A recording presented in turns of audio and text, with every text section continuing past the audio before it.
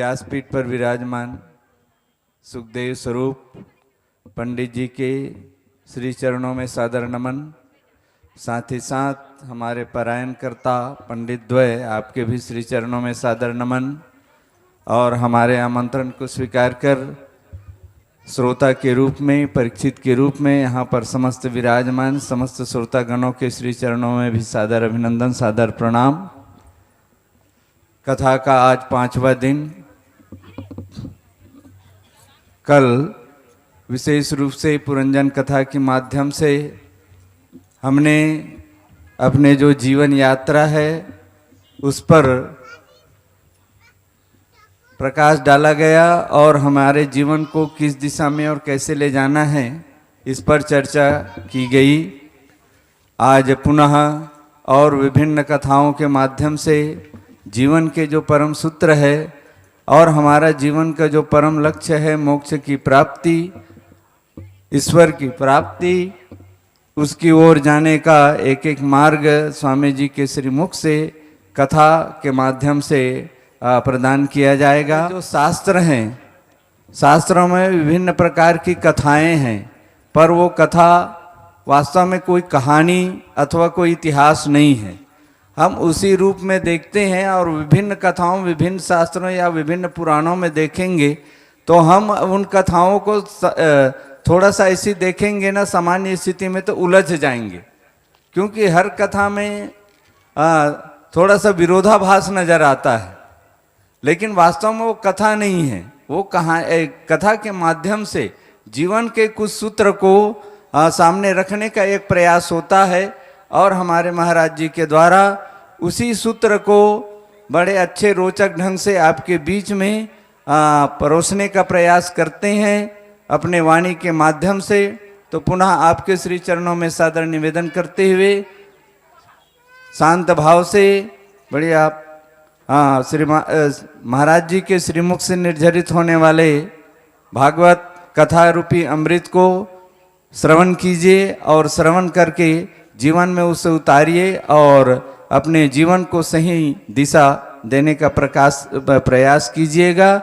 अरणं मधुरं स्मरणं मधुरं वामितं मधुरं शमितं मधुरं मधुराधिपतेरखिलं मधुरं गोपी मधुरा लीला मधुरा युक्तं मधुरं भुक्तं मधुरं द्रष्टं मधुरं शिष्टं मधुरं मधुराधिपतेरखिलं मधुरं गोपा मधुरा गाओ मधुरा यष्टिर्मधुरा षष्टिर्मधुरा दलितं मधुरं फलितं मधुरं मधुराधिपतेरखिलं मधुरम् अधरं मधुरं वदनं मधुरं मधुराधिपतेरखिलं मधुरं मधुराधिपतेरखिलं मधुरम्। बोलिए श्री कृष्णचंद्र भगवान की, सियावर रामचंद्र की, पवन सुत हनुमान की, शंकर भगवान की, सत्य सनातन धर्म की। परम आदरणीय मंच पर विराजमान पंडित जी महाराज, विप्रद्वय, परम आदरणीय सम्माननीय इस आयोजन के प्रमुख आयोजक श्री सियाराम जी साहू जी, श्री रामनाथ साहू जी, घनाराम जी साहू जी, सम्माननीय उनके परिवार के समस्त सदस्यगण, सम्माननीय उनके सभी कुटुंबजन, बंधुजन, स्नेहीजन, इष्टमित्रजन, अतिथिगण, उपस्थित समस्त धर्मानुरागी, धर्म प्रेमी, सत्संग प्रेमी, आध्यात्म प्रेमी बंधुओं, श्रद्धा स्वरूपा भक्तिमयी, स्नेहमयी, वात्सल्यमयी माताओं एवं बहनों, नन्हे मुन्ने बाल गोपाल,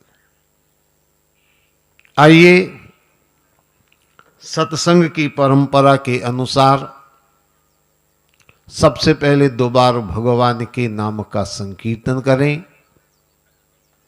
भगवान का नाम लेकर अपनी जिह्वा को, अपने हृदय को, अपने मन को पवित्र करें। तदुपरांत आज की भागवत चर्चा करेंगे। सभी मिलकर के श्रद्धा और प्रेम से भगवान का नाम गाएं। आप कितना जोर से गा रहे हैं ये महत्वपूर्ण नहीं है, आप कितना प्रेम से गा रहे हैं ये महत्वपूर्ण है। सभी मिलकर के गाएं। कृष्ण गोविंद गोपाल गाते चलो,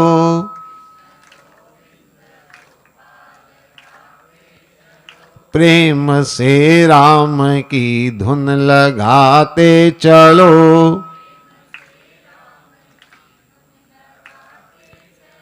कृष्ण गोविंद गोपाल गाते चलो,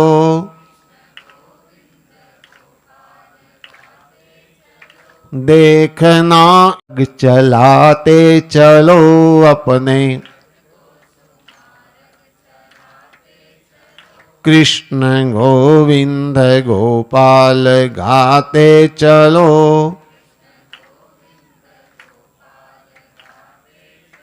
नाम जपते रहो, काम करते रहो,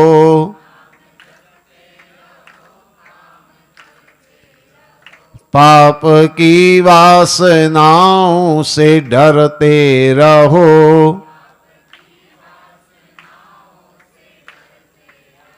नाम धन का खजाना बढ़ाते चलो,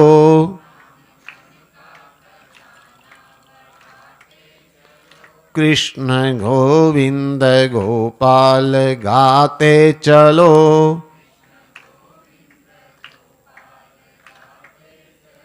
प्राण जाए मगर नाम भूलो नहीं, दुख में तड़पो नहीं, सुख में फूलो नहीं, दुख में प्रेम भक्ति, कृष्ण गोविंद गोपाल गाते चलो,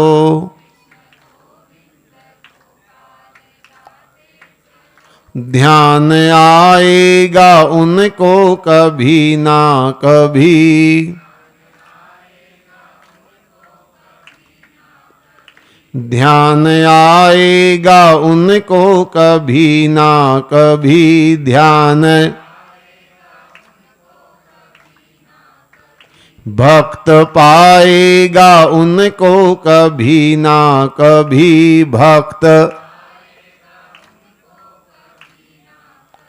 ऐसा विश्वास मन में बढ़ाते चलो, ऐसा कृष्ण गोविंद गोपाल गाते चलो, कृष्ण प्रेम से राम की धुन लगाते चलो, प्रेम कृष्ण गो। 4 दिनों से श्रीमद् भागवत की चर्चा करते हुए मैंने कहा कि भागवत का हर शब्द बड़ा महत्वपूर्ण है, हर प्रसंग बड़ा अलौकिक है, हर शब्द के पीछे बड़े गहरे अर्थ छिपे हुए हैं। आमतौर पर जिनको हम नाम कहते हैं वंशावली, क्योंकि भागवत में वंशावली बहुत है, पर वो नामों के पीछे भी बड़े गहरे अर्थ छिपे हुए हैं। जैसे एक उदाहरण के लिए मैं आपको बात बताऊं, आप उसमें बहुत आसानी से समझ पाएंगे कि वास्तव में नाम का भी कितना महत्व है।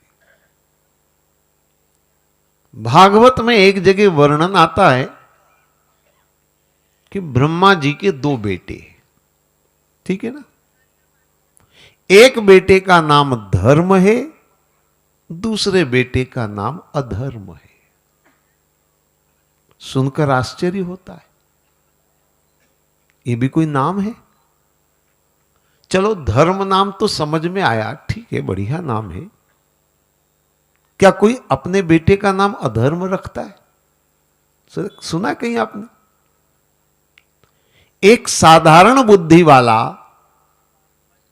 अनपढ़ गंवार, गांव का जिसको हम कहते हैं, वो भी अपने संतानों के नाम अच्छे से रख लेता है। और ब्रह्मा जी के कुल दो बेटे हैं, ऐसा भी नहीं कि अब 100-200 हैं तो अब क्या करेंगे, नाम मिल नहीं रहे थे तो जो मिला उसी को रख दिया। कुल दो बेटे, और वो ब्रह्मा जिनसे वेद प्रकट हुए। समझो जरा, ज्ञान का भंडार वेद। आपने चित्रों में देखा होगा, ब्रह्मा जी माने 4 मुंडी वाले, है ना, 4 मुंडी। एक मुंडी वाला भी अपने बेटे का नाम बढ़िया रखता है, 4 मुंडी वाले को 2 नाम ढंग से नहीं मिले, है? सोचने की बात है। एक बेटे का नाम धर्म है, दूसरे का नाम अधर्म है। आपको शायद ऐसा लगता होगा कि रख दिया होगा भूलवश या कोई और कारण से, लेकिन आगे का वर्णन अगर आप सुनेंगे तो बहुत स्पष्ट बात समझ में आएगी।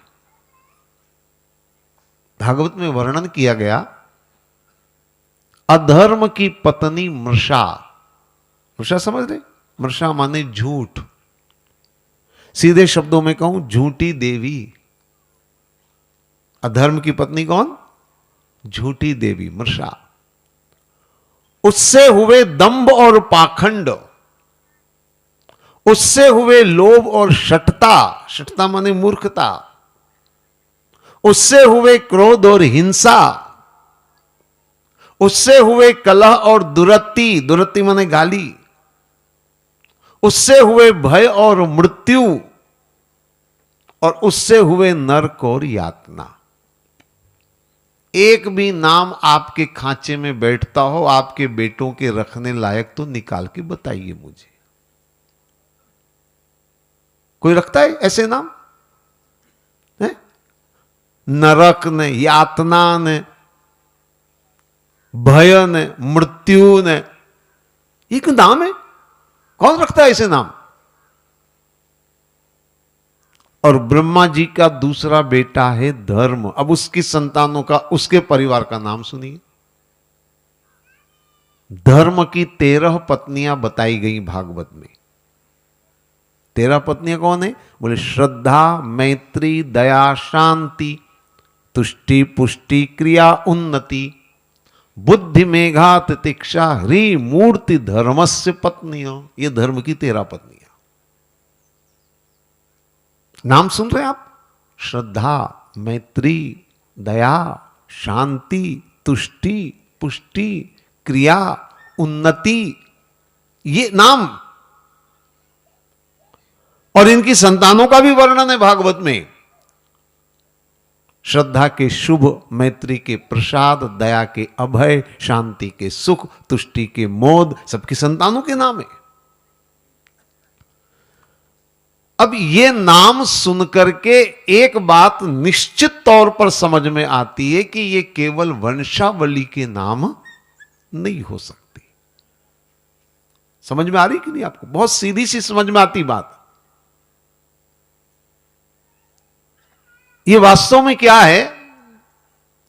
वास्तव में भागवत में बताया गया है कि ब्रह्मा की दो संतान, मतलब ब्रह्मा की सृष्टि में दो चीजें होती हैं, एक धर्म होता है और एक अधर्म होता है।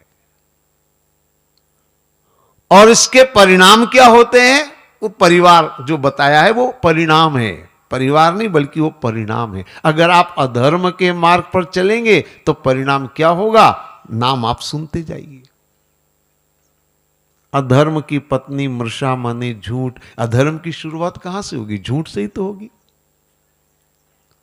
और झूठ बोलेंगे तो दंभ पाखंड भी होगा, लोभ और शठता भी होगी, फिर क्रोध और हिंसा भी होगी, फिर कलह और दुरत्ती माने गाली गलौच भी करेंगे।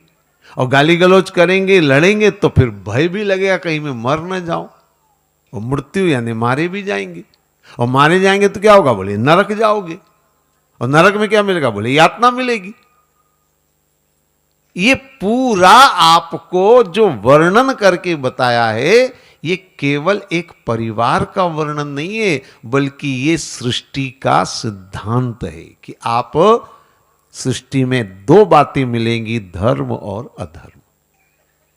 अब आपको चुनना है, आप किस परिवार के साथ रहना चाहते हैं। आप अधर्म के परिवार के साथ रहना चाहते हैं कि धर्म के परिवार के साथ रहना चाहते हैं। अगर आप अधर्म के रास्ते पर चलेंगे तो यह सब आपके जीवन में घटित होगा, यह समझ लेना आप। क्रोध भी होगा, हिंसा भी होगी, कलह भी होगा, दुरत्ती गाली गलौच भी होगी, भय भी होगा, मृत्यु भी होगी, नरक भी होगा। ये सब परिणाम आएंगे, आज नहीं तो कल। ये जरूरी नहीं कि तुरंत परिणाम आए, लेकिन आएगा परिणाम यही, क्योंकि रास्ते पे यही चीज मिलने वाली है।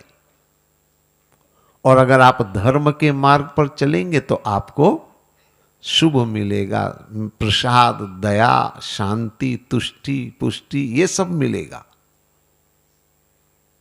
तो मेरे कहने का मतलब इतना है कि भागवत को केवल मात्र विभिन्न राजा महाराजाओं की कहानियां नहीं समझनी चाहिए, बल्कि इन सब के पीछे बड़े गूढ़ आध्यात्मिक रहस्य छिपे हुए, और उसे समझना परम आवश्यक है अगर भागवत को सही अर्थों में समझना है तो। अभी तक हम लोगों ने भागवत सुनी बहुत है, पर केवल हमने इस दृष्टि से सुनी है कि एक धर्म ग्रंथ है, कान में शब्द पढ़ेंगे तो हमको पुण्य लाभ मिल जाएगा। हम उसको समझें चाहे ना समझें, बस सुन लेना है हमको। लेकिन बिना समझे अगर आप सुनेंगे तो उससे जीवन परिवर्तित नहीं हो सकता है, जीवन का कल्याण नहीं हो सकता है। इसलिए भागवत को केवल सुनना नहीं है, बल्कि समझने का प्रयास करना है। और जितना आप गहराई से समझने का प्रयास करेंगे, उतनी ही गूढ़ बातें आपको मिलेंगी। ये भागवत की सबसे बड़ी विशेषता है। क्योंकि हमारे ऋषि मुनियों ने ये जो कथाएं रखी हैं, इन कथाओं के पीछे बड़े गूढ़ रहस्य छुपे हुए हैं। इन कहानियों को, इन कथाओं को थोड़ा सा हमें खोलना पड़ेगा, उधेड़ना पड़ेगा। मैं एक छोटी सी बात कहा करता हूं, ग्रंथों को समझने के लिए एक छोटा सा समझ लीजिए दृष्टांत के रूप में। एक बार एक संत जी जा रहे थे, पुराना जमाना था, पदयात्री थे, पैदल ही आना जाना होता था। एक गांव में पहुंचे, तब तक संध्या हो गई थी, तो उन्होंने सोचा रात यहीं पर व्यतीत करें, सवेरे चल पड़ेंगे। तो उस नगर में उनको सामने एक आदमी मिला। वो बड़ा धार्मिक आदमी था। संत वेश देखा तो उसने प्रणाम किया तो संत को लगा ये थोड़ा अच्छा आदमी है, धार्मिक आदमी है। तो संत ने कह दिया, भैया हमको रात रहना है। तो उसने कहा, मेरी कुटिया में पधारिए, जैसा बन पड़ेगा मैं आपकी सेवा करूंगा, चलिए मेरे यहां। संत जी चले गए। बहुत गरीब आदमी था, टूटी फूटी झोपड़ी थी, पर हमारी भारतीय संस्कृति है कि हम चाहे स्वयं जमीन पर सो जाएं, पर अतिथि को जो सबसे बढ़िया बिछोना होता है उसी पे उसको सुलाते हैं। हम चाहे जैसा भी रूखा सूखा खा लें, अतिथि को जो घर में सबसे बढ़िया होगा वही हम उनको खिलाएंगे, ये परंपरा है। तो उसने भी, बेचारे ने अच्छी जैसी बन सकती थी सेवा करी, भोजन भी कराया, सुलाया भी सही। संत ने उसकी सेवा देखी, बड़े प्रसन्न हुए। दूसरे दिन संत जाने लगे तो इस आदमी ने कहा, महाराज संत सेवा सौभाग्य से मिलती है, तो आप 1-2 दिन और रुक जाइए, सेवा का मुझे मौका दीजिए ताकि मैं और आपकी सेवा करूं। उसका बड़ा प्रेम पूर्वक आग्रह था। संत ने उस आग्रह को स्वीकार कर लिया, ठुकराया नहीं, रुक गए। 2-3 दिन 4 दिन रुक गए। वो बहुत प्रेम से सेवा कर रहा था, बड़े भाव से संत की सेवा कर रहा था, और संत उसकी सेवा से बड़े प्रसन्न भी थे। 3-4 दिन निकल गए।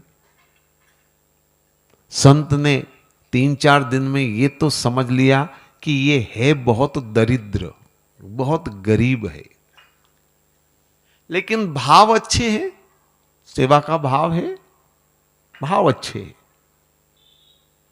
तो 3-4 दिन के बाद संत ने कहा, देख भाई अब मुझे तो जाना है, बहुत मैं रुक गया, तेरा प्रेम था, तेरी सेवा देख करके रुक गया, अब मुझे जाना है, लेकिन तेरी सेवा, तेरा प्रेम, तेरा भाव, ये सब देख करके मेरा मन कहता है कि मैं कुछ तुझे इस सेवा के स्वरूप में कुछ तुम्हें दूं। उस आदमी ने कहा, महाराज मुझे कुछ नहीं चाहिए, आपकी सेवा मिल गई, आपके यहां निवास हो गया, मेरी कुटिया पवित्र हो गई, और क्या चाहिए। संत ने कहा, रुक तो सही। संत ने अपने झोले में से एक डिब्बा निकाला। क्या बोलते हैं आप, डिब्बा ही बोलते हैं, कुछ और बोलते हैं? डिब्बी, डिब्बा, जो भी बोले, छोटा सा लोहे का निकाला और कहा कि देख, इस डिब्बे के अंदर, इस डिब्बी के अंदर पारस पत्थर है। सुना कि नहीं आपने पारस पत्थर के बारे में? क्या काम आता है?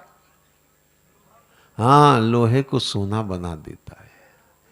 और कुछ चीजें चाहे हमको ध्यान रहे चाहे न रहे, ऐसी चीजें आदमी बराबर ध्यान रखता है, तलाश में भी रहता है, कभी मिल जाए। तो महात्मा ने कहा, इसमें पारस पत्थर है, ये मैं तुझे दे रहा हूं, लेकिन हमेशा के लिए नहीं दे रहा हूं। आज मंगलवार है ना, बोले अगले मंगलवार दिन को 12 बजे में आऊंगा और ये वापस ले लूंगा। जब संत ने ये बात कही, तब उस आदमी के हाथ में वो कुछ बर्तन वगैरह थे दोनों हाथ में, तो वो हाथ में ले नहीं पा रहा था। तो उसने महात्मा ने कहा, लो बेटा ये ले लो। तो उस आदमी ने कहा, मेरे हाथ में सामान है, ऐसा करिए, यहीं आप, वो कबेलू थे, कच्चा मकान था खप्पर वाला, बोले यहीं आप इसको खप्पर में रख दीजिए। महात्मा ने रख दिया, महात्मा चले गए। पहले तो इसको काम था तो वो उसमें ध्यान था, शाम को इसको याद आया, महात्मा जी कह रहे थे, तो देखूं, पारस पत्थर बोला था उन्होंने। उस आदमी ने नजर दौड़ाई वो डिब्बा अभी भी लोहे का था, जो डिब्बी थी वो अभी भी लोहे की थी।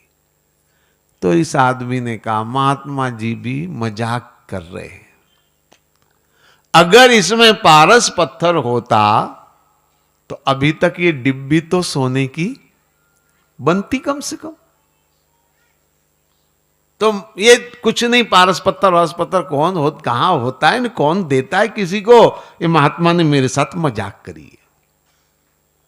थोड़ा उसे बुरा भी लगा। बुरा इसलिए लगा कि शायद संत मेरी गरीबी का मजाक उड़ाने के लिए ऐसा बोले। ठीक है, मैं गरीब हूं और जैसा बन पाया मैंने वैसी सेवा उनको करी, पर कम से कम ऐसा बेहुदा मजाक तो उनको नहीं करना था, भावनाओं के साथ खिलवाड़ तो नहीं करना था। बड़ा दुख हुआ उसे, और इतना दुख हुआ कि उसने उस डब्बे को छुआ तक नहीं। पड़ा रहने दो, क्या करना है मुझे।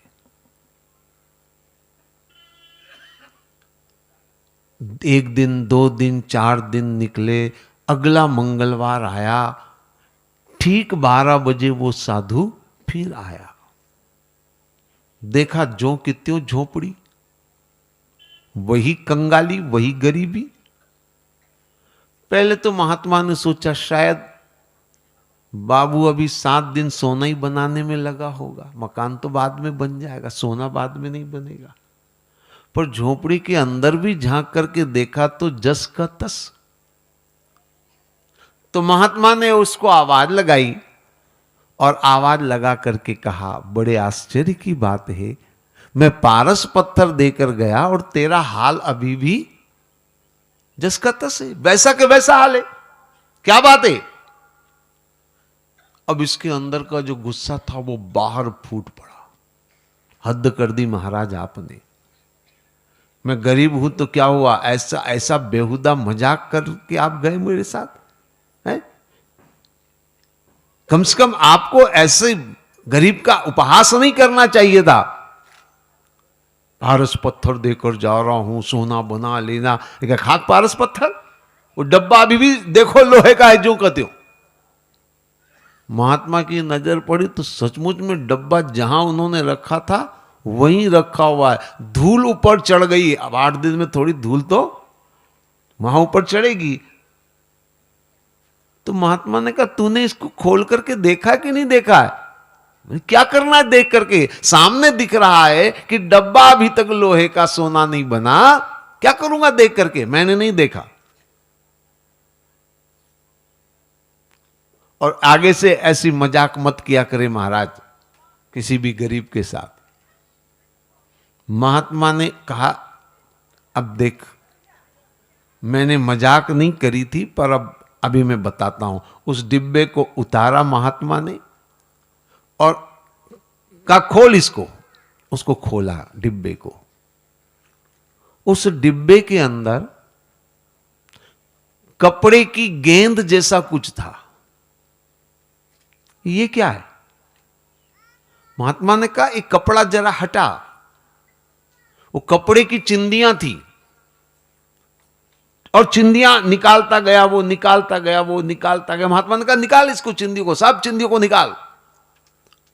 ढेर सारी चिंदियां निकली और अंत में उन चिंदियों के बीच में से एक पत्थर का टुकड़ा निकला। जैसे ही वो पत्थर का छोटा सा टुकड़ा था हाथ से छूटा, डिब्बे पर गिरा, एक पल में वो डिब्बा सोने का बन गया। उस आदमी की तो आंखें फटी की फटी रह गई। ये सचमुच में पारस पत्थर? महात्मा ने कहा हां ये सचमुच का पारस पत्थर है। डिब्बा सोने का बन गया।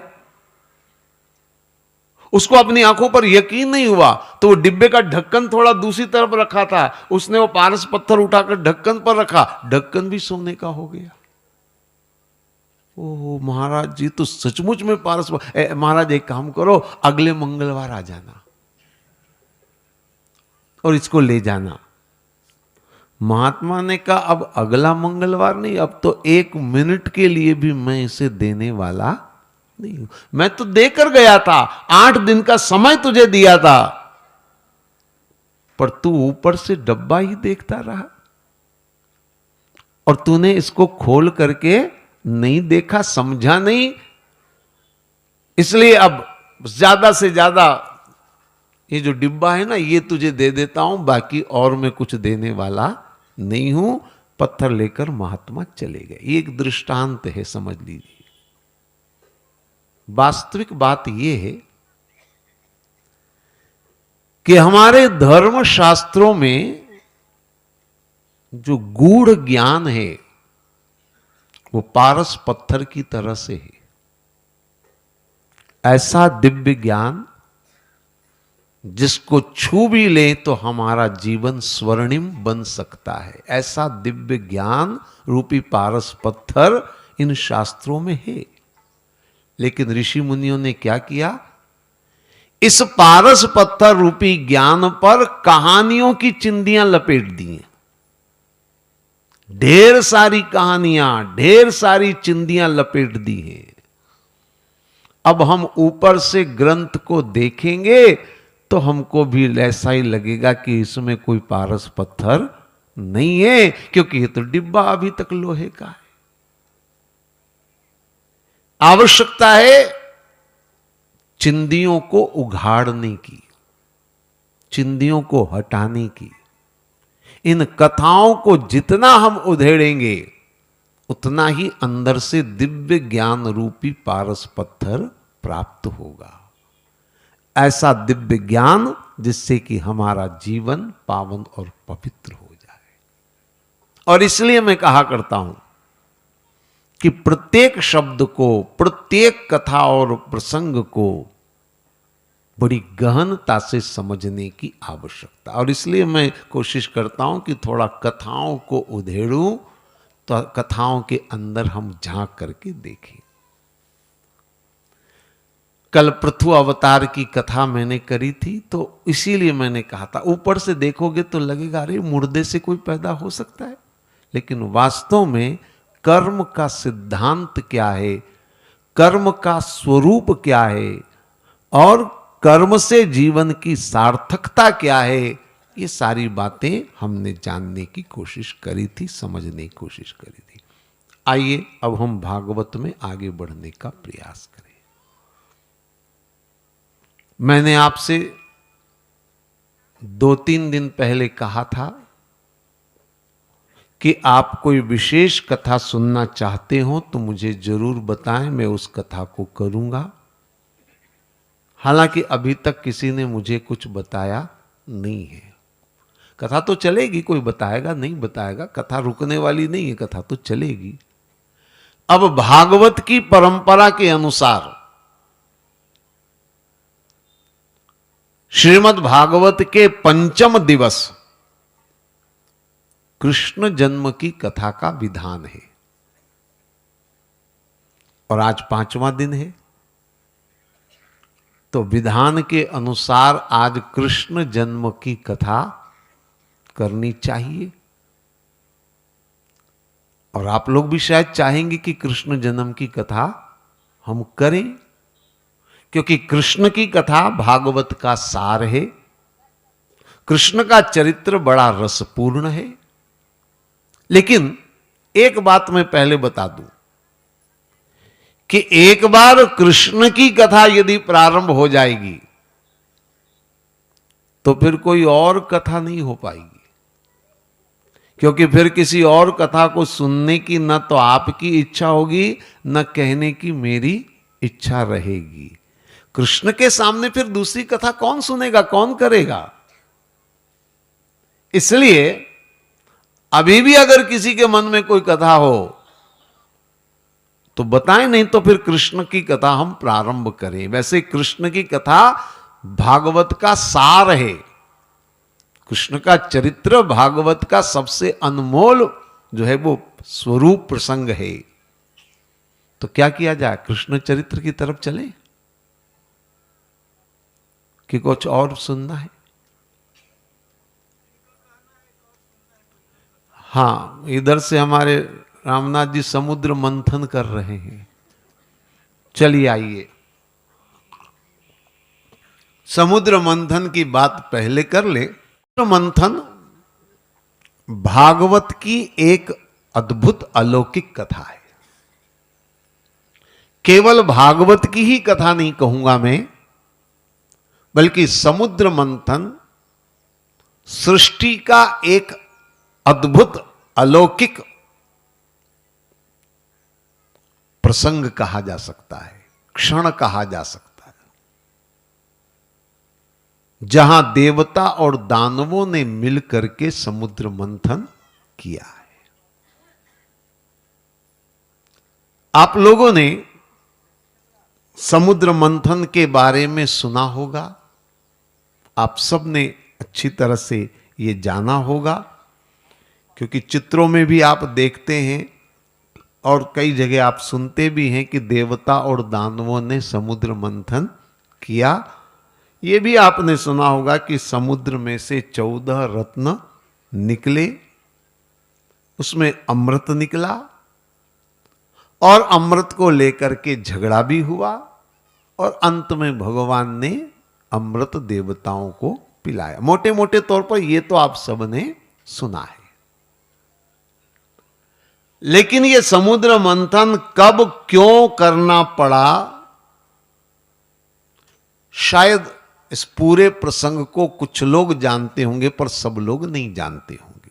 मैं संक्षेप में आपको पहले प्रसंग की जानकारी दे दूं, फिर उसके ऊपर हम कुछ बातें करेंगे, आध्यात्मिक चिंतन मनन करेंगे। चलिए जल्दी से कथा सुन लीजिए, समुद्र मंथन की कथा।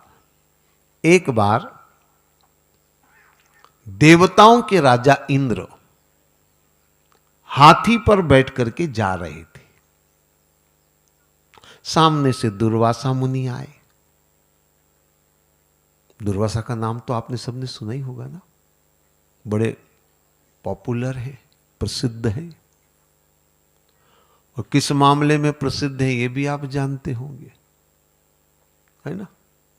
चलिए कथा सुनेंगे तो अपने आप समझ में आएगा। दुर्वासा मुनि आए। दुर्वासा मुनि ने देखा देवताओं के राजा इंद्र आ रहे हैं, देवेंद्र आ रहे हैं, तो कुछ करना चाहिए। तो दुर्वासा ने क्या किया, एक माला जो है वो इंद्र के गले में पहना दी।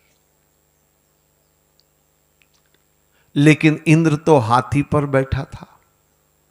अब हाथी की चाल भी मस्त होती है, और जब आदमी मस्ती में बैठा होता है तो उसे कुछ भी होश नहीं रहता है।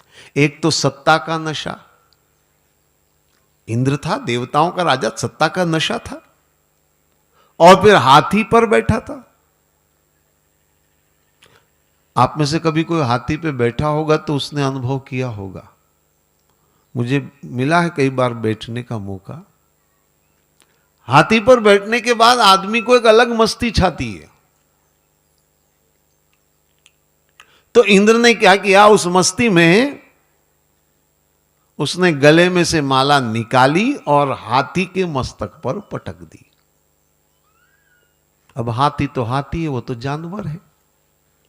हाथी ने क्या किया, वो मस्तक से माला नीचे गिराई और पांव तले कुचल दी। दुर्वासा ने यह सब देखा। अब आप जानते हैं दुर्वासा मुनि को। एक बात मैं आपको बता दूं, किसी भी ग्रंथ में, किसी भी शास्त्र में कोई भी कथा उठाकर देख ले, अगर दुर्वासा मुनि आए हैं तो समझ लेना एकाद श्राप तो पक्का है। उसके बिना दुर्वासा की कथा ही पूरी नहीं होती। इस मामले में बड़े प्रसिद्ध है। अब यहां इतनी बड़ी घटना हो गई कि माला पांव तले कुचल दी, दुर्वासा चुप रहे, संभव नहीं। तो दुर्वासा को क्रोध आया और उन्होंने उसी समय श्राप दिया, अरे इंद्र, सत्ता के नशे में तुम इतने चूर हो, तुमने माला नीचे गिराकर संत का अपमान किया, अनादर किया। मैं तुम्हें श्राप देता हूं कि जिस राज्य के नशे में तुम चूर हो, ये राज्य तुम्हारा चला जाए, तुम्हारी ये संपदा चली जाए, तुम्हारा ऐश्वर्य चला जाए, तुम पदच्युत हो जाओ, ऐसा श्राप दे दिया। अब इंद्र को थोड़ा जब ध्यान आया तो चरणों में गिरकर गिड़गिड़ाने लगा, भगवान गलती हो गई, क्षमा करें। दुर्वासा ने कहा अब तो मुख से वचन निकल गया है, अब कुछ नहीं हो सकता है। तो दुर्वासा के श्राप के फलस्वरूप देवताओं का स्वर्ग का राज्य चला गया, असुरों का साम्राज्य हो गया, देवता और इंद्र पदच्युत हो गए श्राप के अनुसार। एक बार, बहुत समय तक तो भटकते रहे, फिर एक बार इंद्र और देवता मिलकर के पहुंचे भगवान नारायण के पास और नारायण से हाथ जोड़कर विनती करते बोले, प्रभु हम बहुत कष्ट पा रहे हैं, आप हमारी सहायता करिए, हमें पुनः स्वर्ग का राज्य मिले, ऐसा कोई उपाय करिए। देखिए एक बात आप सब जानते हैं कि जो एक बार कुर्सी पर बैठता है ना, उसको बिना कुर्सी के चैन नहीं मिलता है, बेचैन रहता है, बड़ा व्याकुल रहता है, बड़ा अंदर से वो दुखी होता है। तो इंद्र बहुत दुखी था, इंद्र ने प्रार्थना करी कि किसी तरह से हमारी मदद करो। तो भगवान ने पहले तो कहा कि भाई तुमने साधु का अपमान किया, इसका ये दंड है। बोले हाँ मैं जानता हूं, मुझसे गलती हुई है, मैं मानता हूं। लेकिन भगवान ने एक बात बताइए, जो गलती मैंने करी है उसकी सजा कब तक? देखिए हर सजा का एक प्रावधान होता है, उसकी मियाद होती है। कोई भी सजा हो, उस सजा की कोई न कोई मियाद होती है।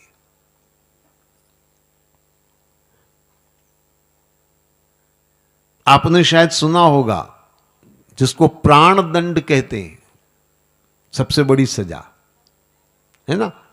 अगर प्राण दंड को छोड़ दें तो जो सबसे बड़ी सजा मानी जाती है वो है आजन्म कारावास, यही है ना सबसे बड़ी सजा, आजन्म कारावास। अच्छा, जब मैं बहुत छोटा था 5-6 साल का, तो मैं पंजाब में मेरा कार्यक्रम चल रहा था। वहां जलंधर के अंदर जो एक जेलर थे, वो बड़े अच्छे रामायण के पंडित थे।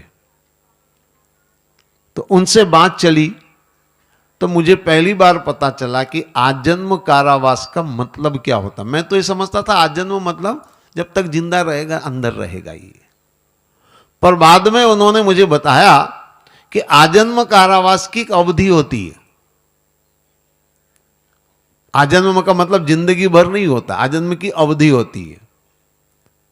और वो अवधि उन्होंने बताई थी, अब वो ठीक से मुझे ध्यान नहीं, लेकिन हाँ लगभग 18-19 साल की अवधि होती है, जिसकी सजा को आजन्म कारावास कहा जाता है। तो हर सजा की एक अवधि होती है। तो इंद्र ने कहा सजा तो मुझे मिल रही है, लेकिन कब तक, और इसका कोई उपाय तो होगा इस सजा से उबरने का, भाई कुछ तो रास्ता होगा। भगवान ने कहा रास्ता तो है। इंद्र ने कहा बताइए, मैं आप जो कहेंगे मैं करूंगा। भगवान ने बिना लाग लपेट के सीधे शब्दों में कहा, पहली बात तुम्हें असुरों से जाकर मित्रता करनी होगी। थोड़े देवता चौंके, आश्चर्य हुआ, असुरों की दोस्ती क्यों? वो तो दुश्मन है, वो तो पापी दुराचारी हैं, उनसे दोस्ती क्यों करें हम? भगवान ने कहा देखो, अगर कुर्सी चाहिए तो करना पड़ेगा।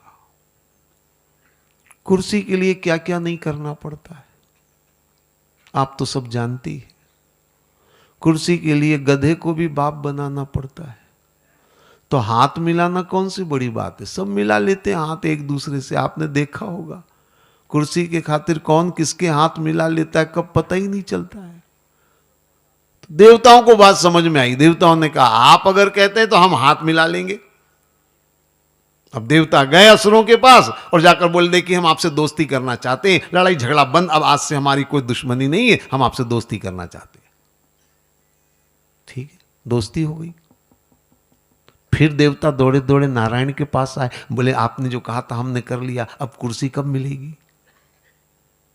भगवान ने कहा थोड़ा रुको, अब एक काम करना है, समुद्र मंथन करना है और समुद्र के अंदर अमृत छिपा हुआ है, वो अमृत निकालना है।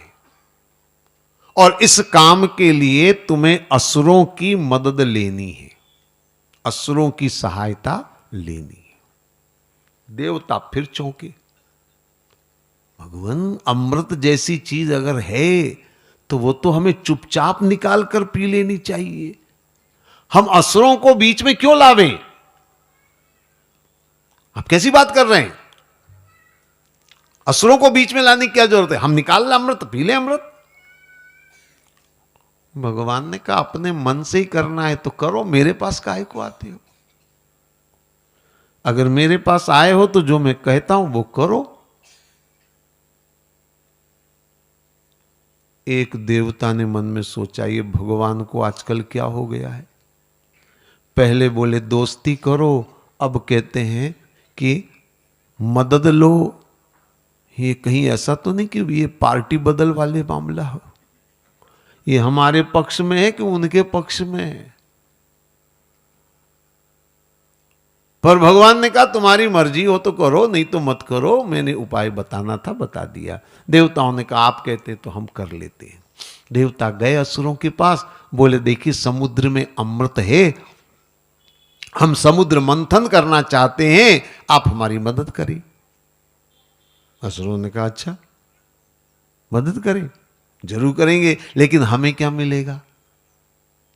केवल मेहनत करवाओगे कि कुछ मिलेगा? देवताओं ने कहा देखिए बहुत ईमानदारी की बात है, मेहनत बराबर की, मुनाफा भी बराबर, 50-50 का मामला रहेगा, पार्टनरशिप।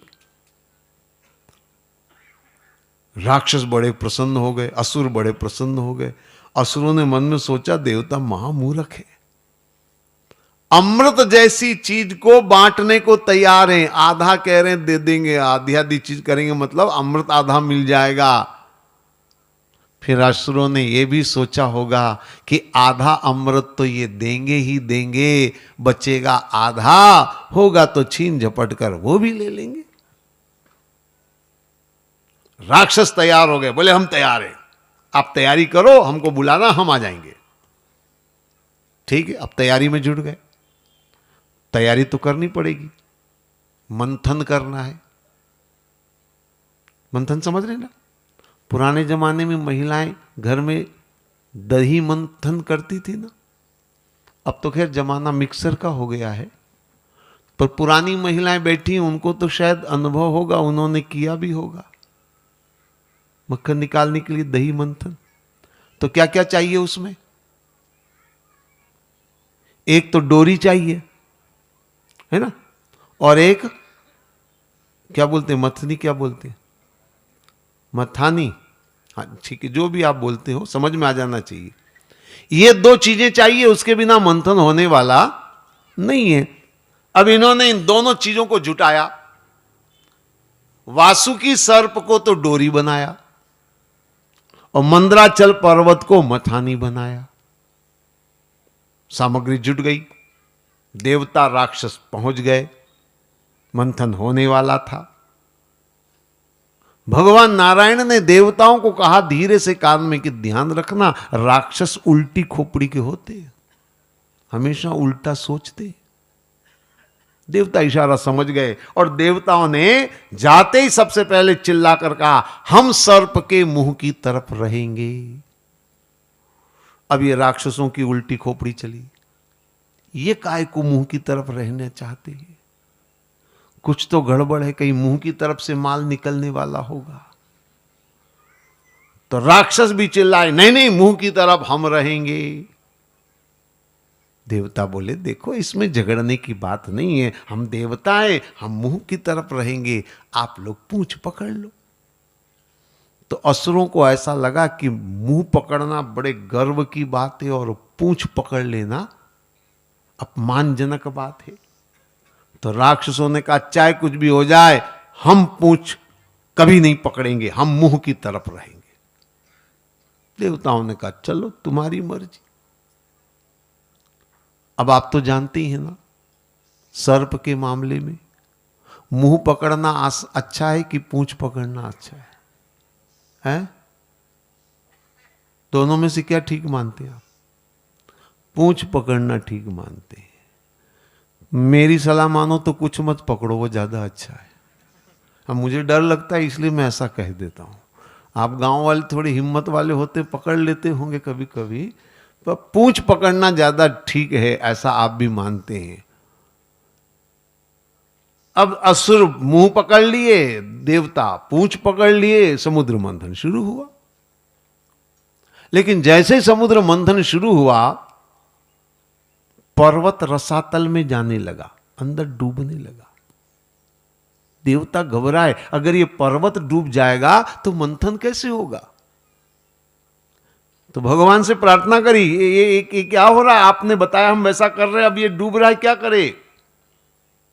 भगवान ने उसी समय एक अवतार लिया, नारायण के 24 अवतारों में अवतार, कच्छप अवतार। भगवान ने कच्छप रूप धारण किया, पर्वत को पीठ पर धारण किया। अब पर्वत रसातल में नहीं जाएगा, अब मंथन व्यवस्थित रूप से चलेगा। ये कच्छप अवतार हो गया भगवान का। अब मंथन शुरू हुआ। मंथन में 14 रत्न निकले।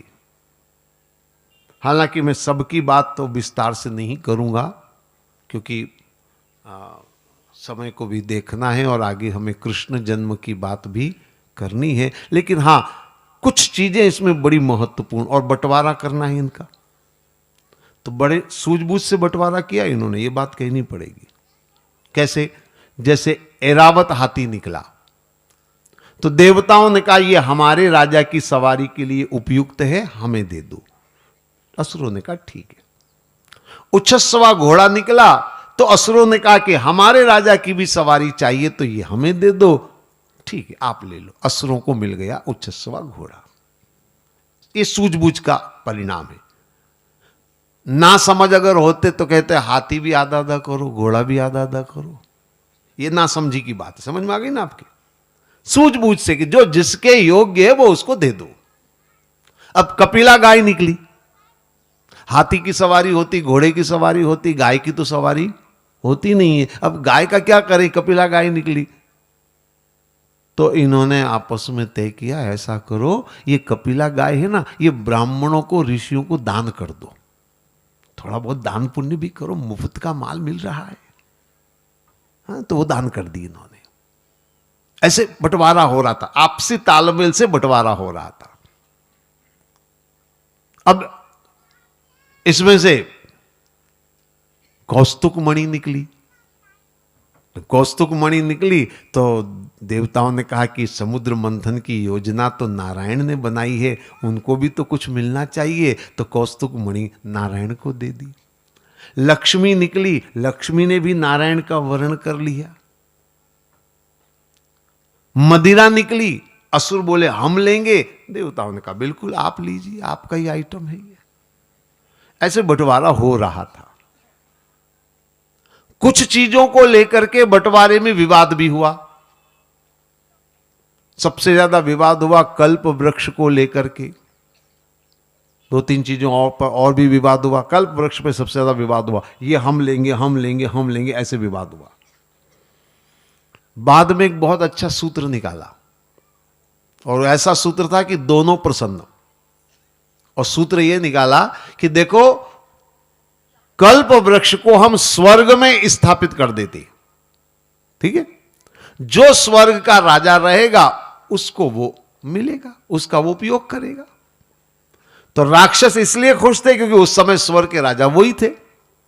तो उन्होंने सोचा ये हमारा हो गया। देवताओं ने सोचा बस हमारा नंबर आने ही वाला, हम स्वर्ग के राजा बनेंगे अभी अमृत पी करके, तो माल हमारा हो जाएगा। दोनों खुश हो गए। तो ऐसी कुछ चीजें इन्होंने जो है वो बंटवारे के न रख करके स्वर्ग की संपत्ति घोषित कर दी। ऐसे बंटवारा हो रहा था। लेकिन 2 चीजें मैं मुख्य मानता हूं, एक जहर और एक अमृत। और पहले जहर निकला, अमृत बाद में निकला। जैसे ही जहर निकला, हलाहल, कालकूट, विष जो बोलते हैं उसको, अभी तक जो भी निकलता था समुद्र मंथन में से, आपस में झगड़ते थे, हम लेंगे हम लेंगे हम लेंगे। पर जब जहर निकला तो कोई नहीं बोला हम लेंगे। एक दूसरे को बोले आप ले लो जी।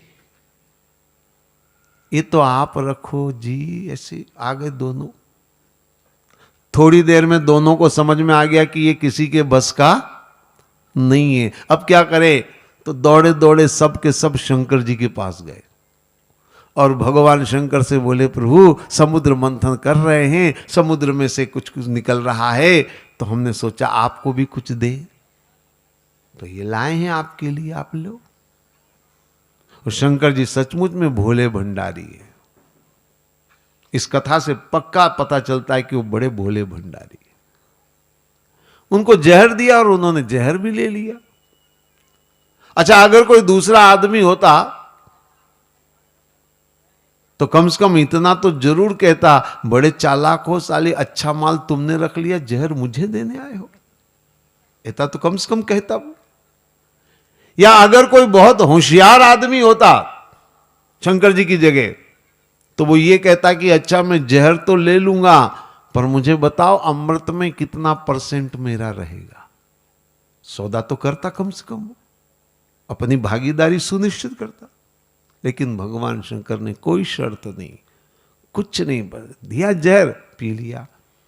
ऐसा माना जाता है कि भगवान शंकर ने वो जहर अपने कंठ में रख लिया, अंदर नहीं ले गए, कंठ में रख लिया।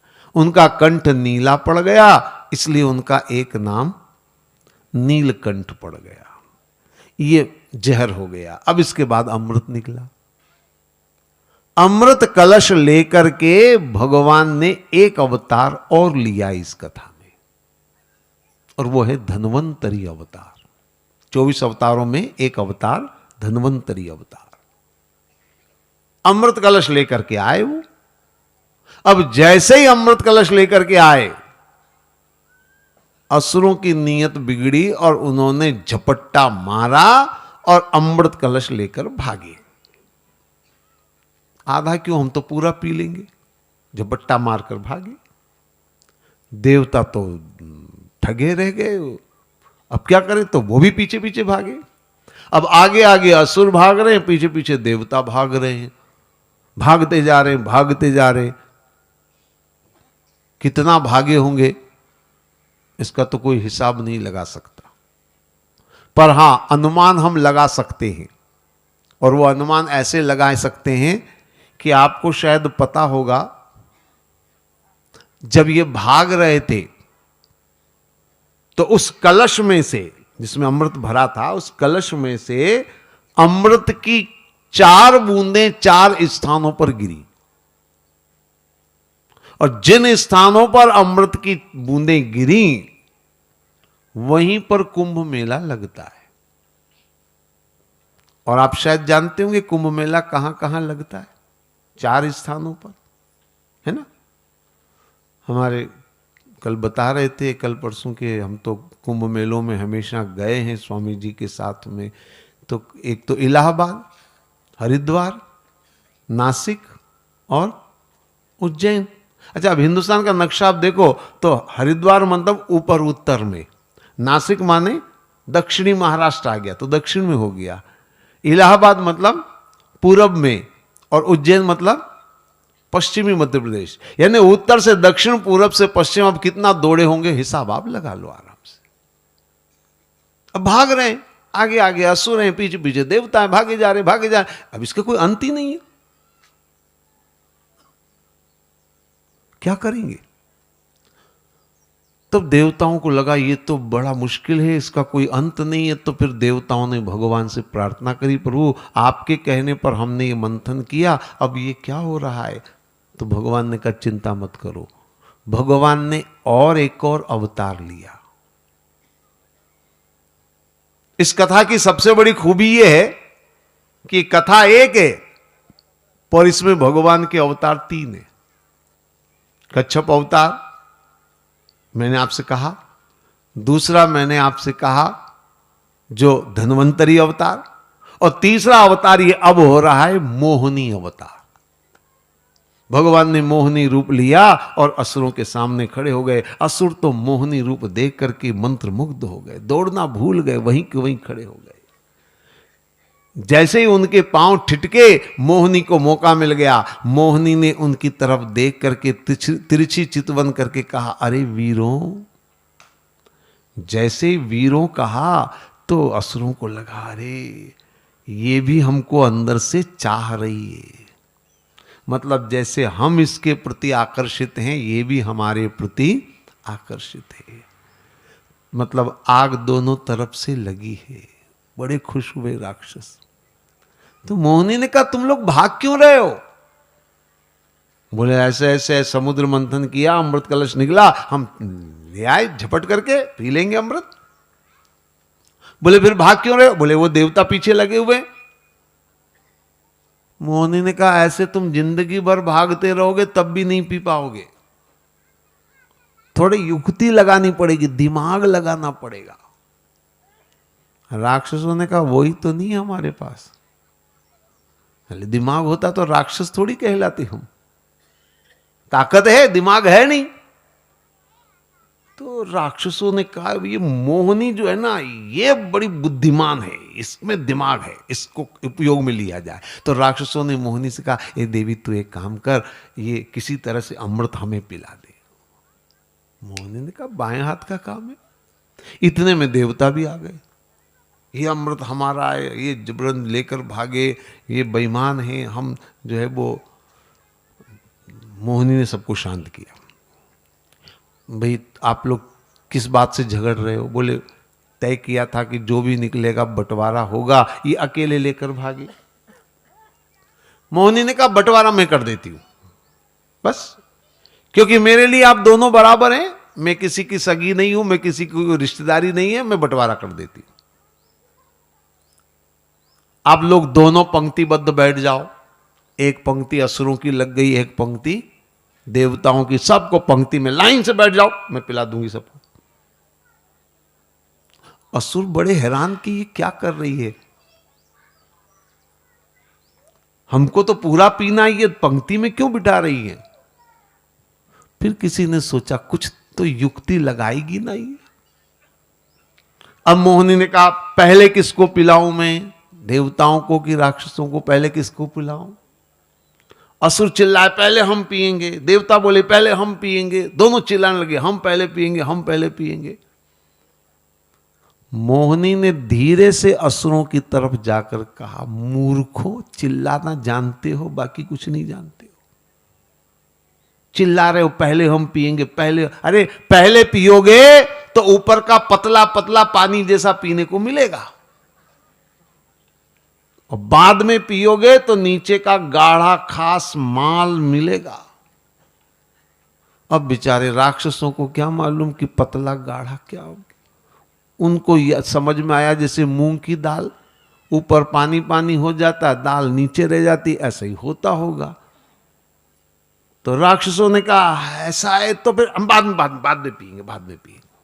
पतला पतला पिलाओ इनको, हम बाद में पिएंगे। भगवान ने तुरंत देवताओं को पिलाना चालू किया, और जल्दी जल्दी पिला रहे। जल्दी इसलिए पिला रहे कि राक्षसों की खोपड़ी का कोई भरोसा नहीं है। और वही हुआ, एक राक्षस के मन में विचार आया कि गाढ़ा तो पिएंगे, देखो पतला भी तो देखो कैसा होता है, कितना पतला होता है, इसका भी स्वाद चख के देखें कैसे पिए पतला। तो उसने, राक्षस ने देखा सूर्य और चंद्रमा के बीच में जगह खाली थी, बस मौका मिल गया। वो राक्षस देवता का रूप धारण करके बीच में बैठ गया। अब भगवान जल्दी जल्दी पिला रहे थे, पिलाते पिलाते पिलाते उस राक्षस को पिलाया। जैसे ही राक्षस को पिलाया, सूर्य और चंद्रमा दोनों चिल्लाए, ये बीच में कौन आ गया, ये देवता नहीं है। और जैसे ही वो चिल्लाए, भगवान ने तुरंत सुदर्शन से उसका मस्तक काट दिया। लेकिन अमृत तो वो पी चुका था, तो वो उतर गया था अंदर उदर में। मस्तक कट गया सुदर्शन चक्र से, लेकिन कटने के बाद भी उसका धड़ अलग जीवित रहा और शरीर अलग जीवित रहा। शायद आप जानते होंगे, इन्हीं को राहु और केतु कहा गया है। इस तरह से भगवान ने देवताओं को अमृत पिलाया, असुरों को अमृत से वंचित किया। देवता अमृत पी करके शक्तिमान हुए और उन्होंने असुरों को हराया और पुनः स्वर्ग का राज्य उन्हें प्राप्त हो गया। ये तो कथा है जो मैंने आपको सुनाई। लेकिन आइए थोड़ा तो इस कथा के अंदर कुछ बातें ऐसी भी हैं जिनको लेकर के मन में शंकाएं पैदा होती हैं, मन में कई तरह के तर्क और प्रश्न खड़े होते हैं। जैसे खासकर नई पीढ़ी के अंदर जो सवाल पैदा होते, मैं उनसे सुनता रहता हूं, तो वो मैं आपको बता दूं उनका सवाल क्या रहता है। उनका सवाल ये रहता है कि देवता और दानवों ने मिलकर समुद्र मंथन किया, ऐसा हम सुनते हैं, ठीक है। अच्छा, समुद्र मंथन कोई मामूली बात है? आज विज्ञान इतनी तरक्की कर चुका है, चांद पर पहुंच गया है, मंगल ग्रह पर पहुंच गया है, पर आज भी ऐसी कोई मशीन नहीं बनी है, यंत्र नहीं बना है जो समुद्र मंथन कर सके। आप जानते होंगे समुद्र के अंदर जो बहुमूल्य रत्न हैं, आज भी उनको निकालने के लिए जो है वो गोताखोरों और पनडुब्बियों का सहारा लेना पड़ता है, कोई मंथन से निकलती चीजें नहीं। तो आज का नौजवान ये पूछता है कि समुद्र मंथन कैसे हुआ? चलो मान लो, पर कैसे हुआ? समुद्र में एक किनारे पर देवता खड़े हुए होंगे, एक किनारे पर राक्षस खड़े होंगे, यही है ना? अच्छा, मैं आपसे एक बात पूछूं, समुद्र में एक किनारे से दूसरे किनारे की लगभग दूरी क्या होनी चाहिए? थोड़ा बहुत कम ज्यादा चलेगा, अनुमान भी करेंगे तो अनुमान से बता सकते हैं आप। समुद्र में एक छोर से दूसरे छोर की दूरी क्या होनी चाहिए? है?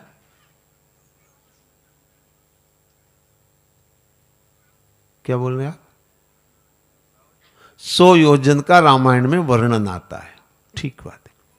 तो एक योजन में कितने किलोमीटर होते हैं? 12, है ना? तो 100 का मतलब कितने हो गए? 1200 किलोमीटर। ठीक, आप जो बताएंगे मान लूंगा, मैं पढ़ा लिखा नहीं हूं। मान लीजिए समुद्र का एक किनारे से दूसरे किनारे की दूरी 1200 किलोमीटर है, ऐसा आपने गणित से बताया। अब नई पीढ़ी का सवाल कुछ और है। नई पीढ़ी का सवाल यह है कि अगर समुद्र के एक किनारे पर देवता और एक किनारे पर राक्षस खड़े हैं, तो वो सांप कितने किलोमीटर का था? 1200 किलोमीटर का तो समुद्र ही है, और इधर भी पकड़ा होगा, उधर भी पकड़ा होगा, बीच में पहाड़ पर भी लपेटा होगा, तो सांप कम से कम 1500 किलोमीटर का होगा। चलो होगा भाई, हम आजकल सुनते हैं वो बड़े सांपों का एनाकोंडा न जाने क्या होता है, वो होगा भाई 1500 किलोमीटर का सांप होगा। अब दूसरी चीज जो दिमाग में आती है, मान लो 1500 किलोमीटर का सांप है,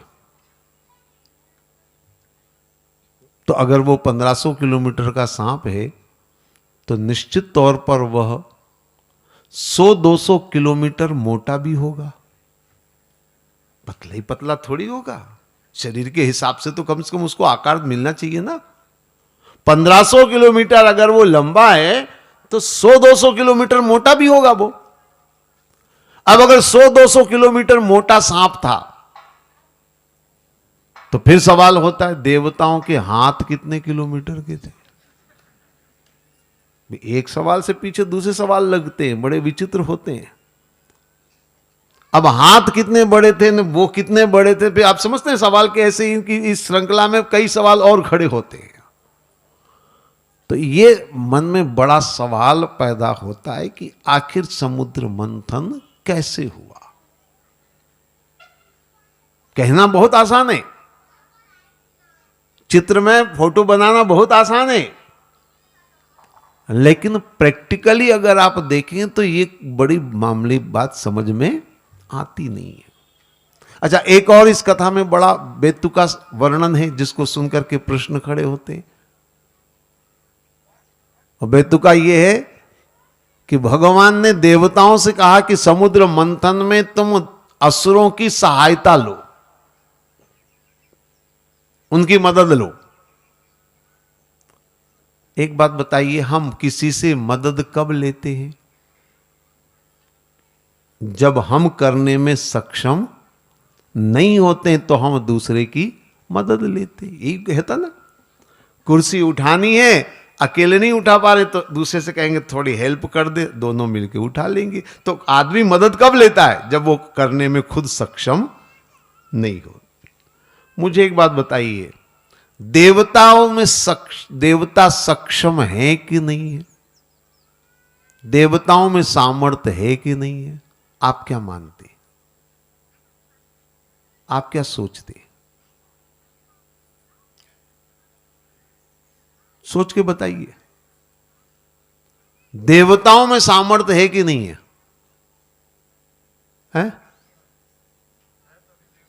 है तभी देवता है। तो अगर वो सक्षम है, सामर्थ्यवान है, तो राक्षसों को क्या केवल फोटो सेशन के लिए बुलवाया? उनकी जरूरत ही क्या है? जब खुद सक्षम है, आप कह रहे हैं, अच्छी बात कही आपने, वो सामर्थ्यवान है, तभी वो देवता कहलाते हैं। फिर असुरों को लाने की बीच में जरूरत कहां थी? एक विचार आता है, एक सवाल मन में पैदा होता है। आइए इन तमाम बातों पर हम चर्चा करेंगे और इस पूरी कथा को समझने का प्रयास करेंगे। मैंने कहा आपसे, हर शब्द कीमती है, हर शब्द महत्वपूर्ण है, समझना चाहिए। देखिए, मैंने कथा प्रारंभ करी थी, याद होगा आपको। इंद्र हाथी पर बैठकर जा रहा था, सामने से दुर्वासा मुनि आए, यहीं से कथा शुरू हुई थी।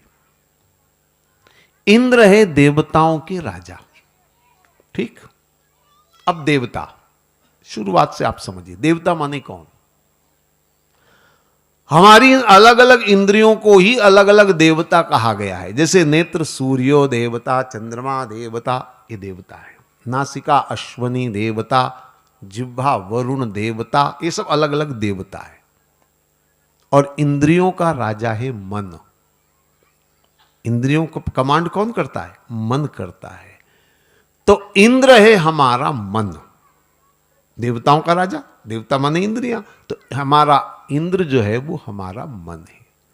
याद रखिए, जब भी धर्म शास्त्रों में इंद्र का वर्णन हो, समझ लेना कहीं न कहीं हम अपने ही मन को समझने की बात कर रहे हैं।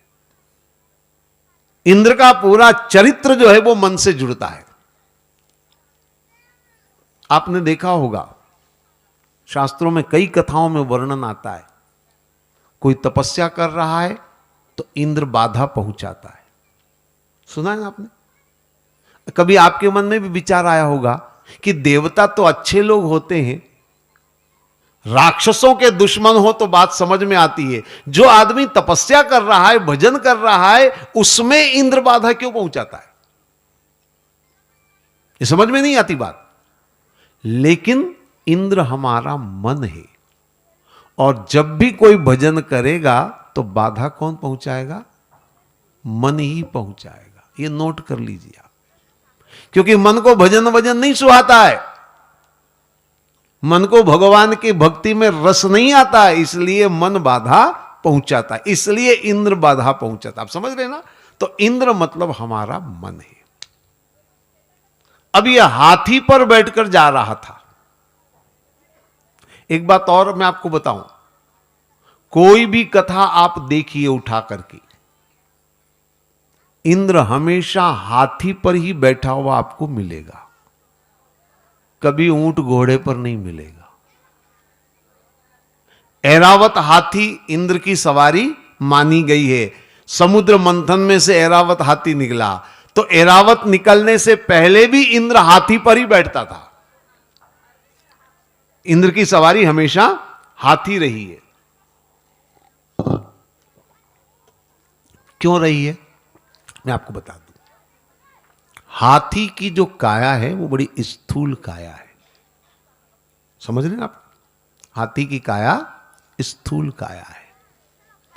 और ये जो स्थूल काया है ना, अगर आप थोड़ा सा अपने आप को समझें, वेदांत में वर्णन आता है स्थूल शरीर, सूक्ष्म शरीर और कारण शरीर, इसका उल्लेख किया गया है। स्थूल शरीर किसको माना है? इस तन को, ये स्थूल शरीर है। हाथी का काया भी स्थूल है और ये भी हमारा स्थूल है। तो इंद्र हमारा मन है, हाथी हमारा तन है। और याद रखिए, मन हमेशा तन की सवारी करता है, क्योंकि बिना तन के मन कुछ कर ही नहीं सकता। आप समझ लीजिए, मन की जो भी इच्छा होगी पूरा कौन करेगा? तन करेगा। तन की सवारी जरूरी है। अगर तन नहीं हो तो मन क्या करेगा?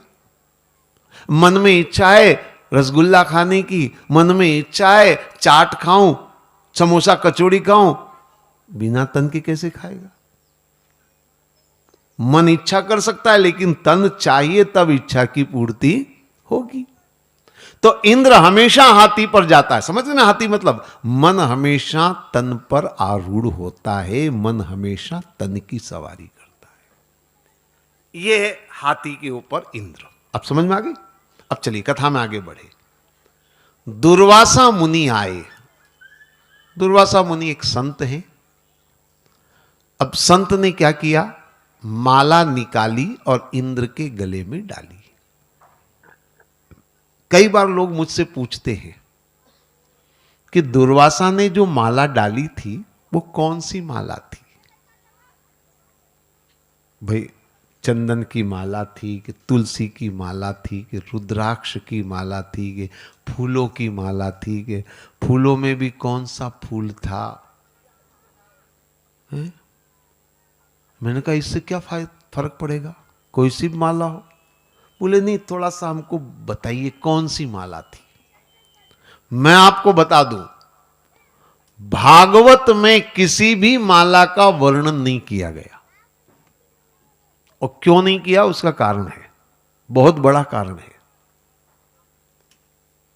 क्योंकि अगर किसी माला का नाम लिया जाता तो आदमी उसके अर्थ अलग ढंग से निकालता। कैसे अलग ढंग से निकालता, मैं आपको बताऊं। जैसे अगर कहते कि तुलसी की माला, तो हमारी खोपड़ी तुरंत चलती, तुलसी की माला, अच्छा, इसका मतलब दुर्वासा वैष्णव मत के संत थे। यानी हमको मत नजर आता है, पंथ नजर आता है।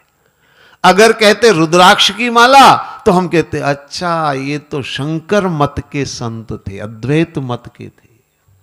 जहां माला का नाम आया वहां हम अलग अलग पंथ, संप्रदाय, जाति जोड़ देते। फूल की माला तो भी कौन सा फूल, इसमें भी ढूंढते हैं, कमल का फूल तो नहीं था, वरना तुरंत कोई रिश्ता जोड़ लेंगे कहीं से भी। यह हमारी प्रवृत्ति है। इसलिए मजे की बात यह कि ग्रंथ लिखने वालों ने माला का नाम नहीं लिया है। संतों के पास तो एक ही माला होती है मेरे हिसाब से। कोई भी संत हो, सच्चा संत है, संत के पास एक ही माला होती है। कौन सी? वो है प्रभु नाम की माला। और वास्तव में माला वही है। तुलसी, चंदन, रुद्राक्ष तो एक माध्यम है, असली माला का उद्देश्य तो भगवान का नाम है। तो दुर्वासा ने माला इंद्र के गले में डाली, मतलब क्या है? माला है प्रभु नाम की। मानो ये इशारा है, संत ने इंद्र से कहा, रे मन, तू भगवान का नाम ले तो तेरा कल्याण जरूर होगा। इंद्र के गले में माला डाली, मन भगवान का नाम ले। लेकिन जैसा कि आप भी अनुभव करते होंगे, जानते होंगे, मन को भगवान का नाम सुहाता नहीं, भगवान की भक्ति सुहाती नहीं है। किसको सुहाता? किसी को नहीं सुहाता। इसीलिए कई बार कथा में लोगों को नींद आ जाती है। क्योंकि मन नहीं लग रहा है। भजन करने बैठते नींद आने लगती है क्योंकि मन नहीं लग रहा। अच्छा, अगर किसी आदमी से पूछो तुमको नींद क्यों आ रही थी आज कथा में, तो थोड़ा आदमी होशियार है, होशियारी से जवाब देता है। तो कहता क्या करें, रात को ठीक से नींद नहीं लगी थी इसलिए थोड़ी आंख लग गई। या कोई और बहाना निकालेंगे, आज खाना भोजन थोड़ा ज्यादा खा लिया था इसलिए थोड़ी सी आंख लग गई। कोई कहेगा गर्मी बहुत थी इसलिए थोड़ी सी आंख। ऐसे बहाने बहुत है हमारे पास। पर मैं ऐसे लोगों से कहता हूं कि एक बात आप बताइए, मान लो आपको हाथ में नोट की गड्डी थमा दें, 100-500 के नोट की गड्डी, और ये कहें कि ध्यान से गिनना, कम ज्यादा होगा तो भरपाई आपको जेब से करनी पड़ेगी। क्या विचार है आपका? नींद आएगी? 2 क्या 3 रात के भी जगे हो और नोट गिनने बैठेंगे तो आंखें डबल खुल जाएगी, एकदम आंखें फाड़ फाड़ के गिरेंगे। मतलब क्या है? मतलब सीधा है, मन लग रहा है और भजन में मन नहीं लगता। तो ये मन की स्थिति है जो सबकी है, किसी एक की नहीं है, सबकी स्थिति है। इंद्र ने माला निकालकर फेंक दी, मतलब मन को भगवान का भजन सुहाता नहीं है। लेकिन एक बात गौर से देखेंगे, जब इंद्र ने माला गले से निकाली तो दुर्वासा ने श्राप नहीं दिया। ये ध्यान रखना आप। इंद्र ने माला निकालकर हाथी पर रख दी। भजन मन से तो नहीं हो रहा है, लेकिन अगर तन से भी होता रहेगा तो कुछ तो कल्याण होगा, इसलिए यहां दुर्वासा नाराज नहीं हुए। होना तो चाहिए भजन मन से। मान लो मन नहीं लग रहा है पर तन से तो आप नाम लेते रहो कम से कम।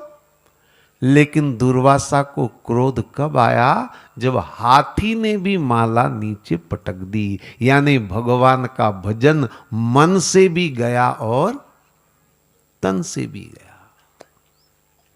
याद रखिए, न जिसके मन में भगवान न तन में भगवान, न मन से भगवान का नाम न तन से भगवान का नाम, निश्चित मानिए उसका जीवन में पतन ही होगा, उत्थान होने वाला नहीं। और इसीलिए दुर्वासा ने श्राप दिया इंद्र को कि तेरा पतन हो जाए,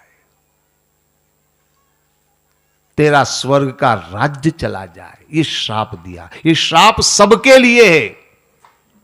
जिसके जीवन में मन और तन दोनों से भगवान चले गए हों तो निश्चित मानिए उसका तो पतन ही होना है, उसको तो नीचे ही गिरना है। इस श्राप मिला, इंद्र का पतन हो गया। हमारे धर्मशास्त्रों की एक सबसे बड़ी विशेषता क्या है, मैं आपको बता दूं। सबसे बड़ी विशेषता यह है कि यहां पर इन कथाओं में मनुष्य का पतन कैसे होता है यह भी बताया जाता है और उत्थान कैसे होगा यह भी बताया जाता है। ये बहुत बड़ी बात है। इतिहास को अगर उठा करके देखेंगे, किसी भी इतिहास को, तो इतिहास समाज के पतन को बताता है, लेकिन उसके उत्थान का कोई सूत्र वो बताता नहीं है। ये इतिहास की कमजोरी है। शास्त्र पतन भी बताता है और उत्थान का मार्ग भी दिखाता है। अब देवताओं का पद चला गया, मतलब वो गिर गए, पतित हो गए। अब उत्थान की कथा यहां से शुरू होती है। इंद्र ने, देवताओं ने नारायण से प्रार्थना करी कि आप कुछ उपाय करें। भगवान ने कहा मैं करूंगा, पर जैसा मैं कहूं वैसा करना है। आपने सुना कथा में, भगवान कहते हैं कि मित्रता करो, समुद्र मंथन में असुरों की सहायता करो, ले। सबसे ज्यादा प्रश्न यहीं पर खड़ा होता है कि आखिर असुरों की सहायता क्यों ली गई। देखिए, थोड़ा सा इसको समझने का प्रयास करें। असुरों की सहायता क्यों ली और किसके लिए? समुद्र मंथन के लिए। समुद्र मंथन को पहले थोड़ा समझना होगा। आप लोगों में से कई लोगों ने समुद्र देखा होगा, मतलब कहीं गए होंगे घूमने, तो जहां समुद्र का किनारा वहां समुद्र देखा होगा। समुद्र क्या है? लहरें हैं, एक के बाद दूसरी, दूसरी के बाद तीसरी, अनगिनत अनवरत लहरों का क्रम है। यह है समुद्र। आप जानते हैं समुद्र मंथन क्या है? मेरी समझ में वो जो समुद्र आप देखकर आए होंगे, चाहे रामेश्वरम में, चाहे जगन्नाथपुरी में, चाहे मुंबई में, चाहे जहां भी आपने देखा होगा, उस समुद्र का मंथन शायद संभव नहीं है, मैं भी कह रहा हूं। लेकिन जिस समुद्र मंथन की बात हमारे धर्मशास्त्र करते हैं, ये समुद्र मंथन है हमारा वैचारिक मंथन। याद रखिए, मस्तिष्क में विचारों की लहरें बिल्कुल समुद्र की तरह से हैं, एक के बाद दूसरा विचार, दूसरे के बाद तीसरा विचार। कभी ऐसा क्षण आपने देखा जब विचार न हो, निर्विचार हो जाए, ऐसा कोई क्षण नहीं मिलेगा आपको। जैसे समुद्र में लहरें लगातार चलती हैं, हमारे अंदर भी विचार की लहरें चलती हैं। ये समुद्र मंथन हमारा वैचारिक मंथन है। और याद रखिए, जब भी आदमी का पतन होगा, चाहे त्रेता, द्वापर, कलयुग जो भी हो, आदमी का जब भी पतन होगा, तब उसे वैचारिक मंथन की आवश्यकता होगी। वैचारिक मंथन करना पड़ेगा, यानी सोचना पड़ेगा कि मेरा पतन क्यों हुआ है और मेरा उत्थान कैसे हो सकता है। यह वैचारिक मंथन है और यही समुद्र मंथन है। इसकी हमेशा आवश्यकता रहती है, पग पग पर आवश्यकता होती है। हमको विचार करना पड़ेगा। और जो व्यक्ति, जो समाज, जो कौम विचार नहीं करती अपने ऊपर, वो कभी जीवन में उन्नति नहीं कर सकती। ये नोट कर लीजिए आप। आदमी को अगर उन्नति करनी है, आदमी को अगर जीवन में श्रेष्ठता की तरफ बढ़ना है, तो समुद्र मंथन करना पड़ेगा, वैचारिक मंथन करना पड़ेगा। अब इस वैचारिक मंथन में असुरों की सहायता की क्या है आवश्यकता, वो मैं आपको बता दूं, थोड़ा ध्यान समझना। मैं इसको एक उदाहरण से समझाऊं तो शायद आसानी से आप समझ पाएंगे। छोटा उदाहरण दूं मैं। मान लीजिए आपके घर मेहमान आए, अनजान लोग हैं, आप उनको जानते पहचानते नहीं है, पर आ गए आपके घर। हमारी भारतीय संस्कृति है, अनजान भी है तो भी हम उसका आदर सत्कार करते हैं। आपने कहा बैठिए, जल पीजिए, फिर और आपकी सेवा भावना है, तो आपके घर में बड़ी अच्छी भगवान की कृपा है, तो दूध है आपके पास गाय का, आप बहुत सारा, तो आप उनके लिए दूध बनाकर लाएंगे, ठीक है ना। अब वो जो आए हुए हैं ना अतिथि, वो भी जानते कि हमारी कोई जान नहीं, पहचान नहीं, मुलाकात नहीं, फिर भी ये हमारी कितनी आओ भगत कर रहे हैं। पानी पिलाया, आस बिठाया हमको, अब दूध लेकर आए हैं, तो कैसे इनकार करें। शिष्टाचार, बिना जान पहचान के आप इतनी सेवा कर रहे हैं, तो वो भी कैसे एकदम से ठुकरा दें। तो वो भी आपका आतिथ्य स्वीकार करेंगे। और आपने उनको दूध दिया तो उन्होंने दूध पी लिया। लेकिन एक बात बताऊं मैं आपको, आपका आतिथ्य उन्होंने स्वीकार किया, उन्होंने दूध भी पिया, लेकिन आप ये मत समझना कि वो सब दूधाधारी लोग हैं। मेरी बात समझिए जरा ध्यान से। असल में आपने उनके सामने दूध रखा तो उन्होंने उसको ग्रहण कर लिया। उनके पास कोई दूसरा विकल्प नहीं था। हां, ट्रे में अगर दूध चाय दोनों होती तो शायद आदमी चुनता कि मैं दूध लूं या चाय लूं, लेकिन विकल्प नहीं है, केवल दूध है तो वो दूध भी लेंगे और आपको ऐसा भ्रम होगा कि देखो सब दूध पीने वाले सात्विक लोग हैं। असलियत ये नहीं, असलियत का पता तब चलेगा जब दूध और चाय दोनों होगी। हालांकि मेरी इस बात का गलत अर्थ मत लगाना, क्योंकि मैं जानता हूं गलत अर्थ जल्दी निकल जाते हैं। कल से आप सोचेंगे फिर तो दूध और चाय के साथ बोतल भी रखनी चाहिए। ये आदमी गलत दिशा में जल्दी चला जाता है ना, इसलिए मुझे सतर्क करना पड़ता है। मैं केवल उदाहरण दे रहा हूं। अब ये उदाहरण मैंने इसलिए दिया है कि हम वैचारिक मंथन कर रहे हैं, किसके लिए? अपने आप को जानने के लिए। हमारे इसी जीवन के अंदर वो अमृत छुपा हुआ है। कौन सा अमृत है? ज्ञानामृत। वो हमारे अंदर छुपा हुआ है। अब उस अमृत को हमें पाना है, लेकिन देवता के साथ दानव। अब ये देखिए क्यों जोड़ा गया है, समझिए। देवता माने सात्विक, ठीक है, दानव माने तामसी। अगर आप केवल सतोगुण से ही अपने आप को जांचेंगे, देखेंगे, परखेंगे तो आपको अच्छाइयां नजर आएंगी, लेकिन आपकी बुराइयां कभी आपको नजर आने वाली नहीं, क्योंकि आपने केवल सतोगुण से अपने आप को देखा है। लेकिन अगर सतोगुण के साथ तमोगुण होगा तो आपको अच्छाई भी नजर आएगी और अपने अंदर की बुराई भी नजर आएगी। अच्छाई और बुराई दोनों को समझना है तो आपको सतोगुण के साथ तमोगुण को जोड़ना पड़ेगा। बस यही है देवताओं और असुरों का साथ। आप समझ गए ना? देवताओं की सामर्थ्य कम नहीं है, देवता सामर्थ्य है। यहां सामर्थ्य की बात नहीं है, यहां समुद्र मंथन, यानी अपने भीतर जो भी है, क्योंकि हर आदमी के अंदर अच्छाई और बुराई दोनों है।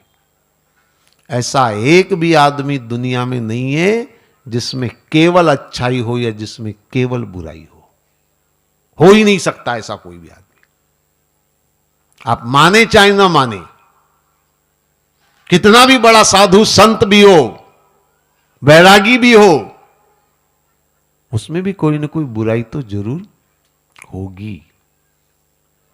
मेरा ऐसा व्यक्तिगत मानना है कि परमात्मा को छोड़कर, शब्दों पर ध्यान देना, परमात्मा को छोड़कर दुनिया में जो भी पैदा हुआ है उसमें कोई न कोई बुराई और कोई न कोई अच्छाई जरूर होगी। डाकुओं में भी अच्छाइयां होती थी, भले ही वो कितने भी बुरे हो। ये सिद्धांत की बात कह रहा हूं मैं। अच्छाई और बुराई सबके अंदर है। रावण में बुराइयां हैं तो रावण में अच्छाइयां भी है। अच्छाइयां और बुराइयां सबके अंदर है, किसके अंदर नहीं है? मैं कहा करता हूं, ऐसा कोई आदमी हो जो ये कहे कि मुझ में केवल अच्छाइयां बुराइयां नहीं है, हाथ खड़ा कर दे यहां पर, हम भी दर्शन कर लेंगे। मिलेगा कोई? नहीं मिलेगा। तो हमारे अंदर अच्छाइयां बुराइयां दोनों हैं। अब हम क्या करते हैं? हम अपनी अच्छाइयों को तो याद रखने की कोशिश करते हैं, पर अपनी बुराइयों को छुपाने का प्रयास करते हैं, दबाने का प्रयास करते हैं। और वो अंदर जब दबी रह जाती हैं तो फिर हम अपने जीवन को समझ नहीं पाते हैं। इस वैचारिक मंथन का तात्पर्य है कि हम अपने अंदर की अच्छाई और बुराइयां दोनों को जाने, और वो तभी होगा जब हम सतोगुण और तमोगुण दोनों को लेकर के चलेंगे। शास्त्रों में आपने सुना होगा, कई जगह ये कहा गया है कि गृहस्थ जीवन सर्वश्रेष्ठ है। 4 अवस्थाएं मानी है, ब्रह्मचर्य, गृहस्थ, वानप्रस्थ और संन्यास। और हमारे शास्त्र कहते हैं इसमें गृहस्थ धर्म सबसे ज्यादा श्रेष्ठ है। क्यों? कभी सोचा आपने? जो सन्यासी बन गया है, जिसने संसार त्याग दिया, मोह माया त्याग दी, परिवार त्याग दिया, जंगल में जाकर बैठ गया, क्या उससे भी गृहस्थ ज्यादा श्रेष्ठ है?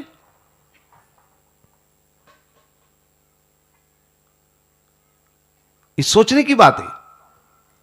मैं कहता हूं उससे भी गृहस्थ ज्यादा श्रेष्ठ है। क्यों श्रेष्ठ है उसको समझिए जरा ध्यान से। एक आदमी जो संसार छोड़कर, परिवार छोड़कर जंगल में चला गया,